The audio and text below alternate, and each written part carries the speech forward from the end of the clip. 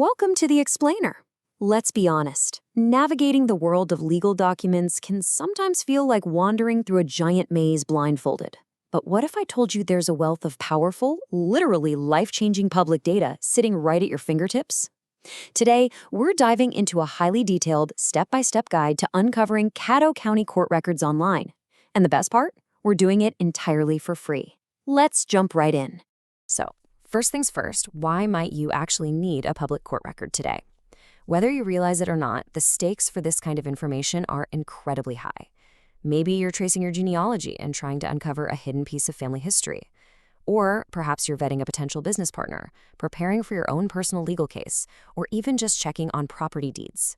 This information is powerful, it's public, and it is right there waiting for you, if you know where to look.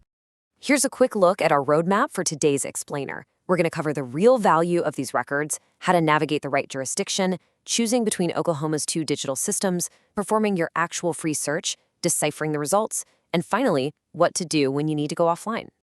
All right, let's kick things off with Section 1, the value of court records and why public access really matters. You know, the real-world applications here are incredibly broad. Court dockets aren't just for lawyers, they're essential tools for major life events. In a place like Caddo County, which has a massive energy and mineral extraction economy, accessing property and land deeds is incredibly common. But beyond that, conducting due diligence before you sign a contract or gathering documents for a divorce or child custody case relies entirely on your ability to access these public registries. Moving right along to Section 2, navigating the right jurisdiction. Now, this is the biggest hurdle researchers face right out of the gate, and it causes so much unnecessary confusion. If you simply type Caddo Court Records into your search engine, you're going to get a messy mix of results for Caddo County, Oklahoma, and Caddo Parish, Louisiana. And here's the kicker, they operate under entirely different state constitutions and use completely different websites. If you're looking for an Oklahoma case and you accidentally end up on the Louisiana e-clerk portal searching their database, you'll be tearing your hair out wondering why your target's name isn't showing up. It's a classic geographical mix-up. So the golden rule here, always verify you're searching in the great state of Oklahoma.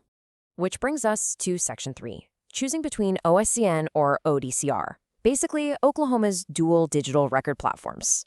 So Oklahoma actually has a uniquely split digital infrastructure. The state-run network is called OSCN, which stands for the Oklahoma State Courts Network. It generally hosts free downloadable document images for the larger, more populated counties. However, Caddo County relies primarily on ODCR, or On-Demand Court Records. That's a commercial database operated by a company called Kelpro. Now, there is a massive misconception out there that ODCR is entirely a paid platform. That's simply not true. Basic searches, docket summaries, financial ledgers, and court calendars for Caddo County are entirely free to view on ODCR.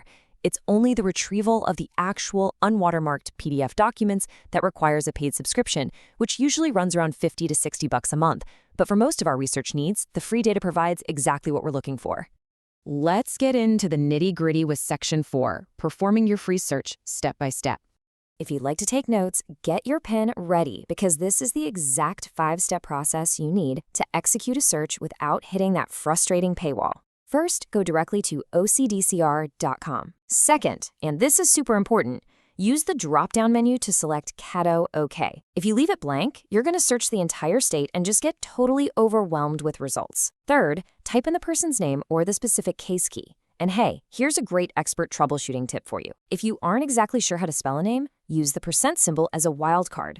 For example, typing H.E. Henderson's followed by the % will bring up both Henderson and Hendershot. Pretty cool, right? Finally, filter by district case type, like criminal felony or small claims, to instantly narrow down your results. Okay, on to Section 5. You've successfully found the record. Awesome. But now, how do we actually read the data? Deciphering free docket results can definitely look like reading a foreign language at first glance. Let's start by looking at the case identifier. Every single legal action gets a unique alphanumeric string.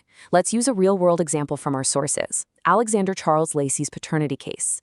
The identifier is FP 2023-000063. So what does that mean? Well, FP stands for paternity. 2023 is the year it was filed, and 00063 simply means it was the 63rd paternity case filed in that specific jurisdiction that year. Understanding this string instantly tells you the nature and the age of the case before you even click on it. It's like a secret code once you know how to read it. Once you click into the case, you'll see a docket table. Think of this as a chronological timeline of the entire legal proceeding. Looking again at the Lacey case, we can see that on October 4th, 2023, the initial petition for paternity was filed, which generated a court fee of $183. Right beneath that, a dispute mediation fee of $7 was logged, followed by a $10 fee for the summons issued to the attorney. Even without paying to download the actual PDF, this free ledger tells us exactly what actions were taken, when they happened, and the exact financial costs associated with them. While you're searching, you're going to encounter a bit of alphabet soup with various prefixes. Here are a few common ones you should definitely know for Caddo County. PSS indicates a process server license, like the 2019 statewide renewal case for Kelly Ryan Lee. FP, as we just discussed, is paternity. PO stands for protective order. Our sources actually highlight several of these, including a 2025 case, Lockett versus Miller, where an emergency ex parte order was issued. And finally, CRF designates a criminal felony, such as the historical 1987 first-degree murder case of State versus Michael Allen Nolt, which carries an extensive, decades-long docket of appeals, forensic testing orders, and warrants. Which brings us to our sixth and final section, offline resources and disclaimers. Because sometimes the online summary just isn't enough. Or maybe the case is too old to be fully digitized. What then? Well, sometimes you legally require a physical, certified document in your hands, like a final divorce decree or probate letters. To get these, you have to go directly through Patty Barger, the Caddo County court clerk. Now, it's super important to know that Oklahoma courtrooms operate under a specific statutory fee schedule, Title 28, Section 31, and this overrides standard Open Records Act limits. The first copied page will run you $1 a piece, and every subsequent page is 50 cents. If you need that document legally certified, add another 50 cents per document. And if you need full authentication, that's a flat $5 fee. And listen, here is a critical rule you absolutely cannot afford to miss. If you are mailing in a request, you must include a self-addressed stamped envelope and follow their strict payment rules. They only accept cash if you're there in person, or a cashier's check or money order if you're doing it by mail. Do not, under any circumstances, send a personal check. They will reject your request, and you'll have to start the whole process all over again. Of course, as with any deep dive into legal research, we do have to give a quick professional disclaimer. This explainer is designed to give you the educational tools to navigate these public systems efficiently. But, information changes and records can be updated or expunged over time.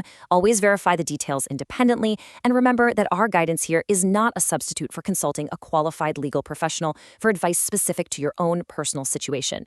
Well, we have covered a ton of ground today, from navigating ODCR's drop-down menus and mastering those wildcard searches, to reading complex docket tables and knowing exactly how to request certified offline records. So I leave you with this final question. Armed with these free search strategies and a clear roadmap of Caddo County's systems, what vital piece of history or truth are you going to uncover first?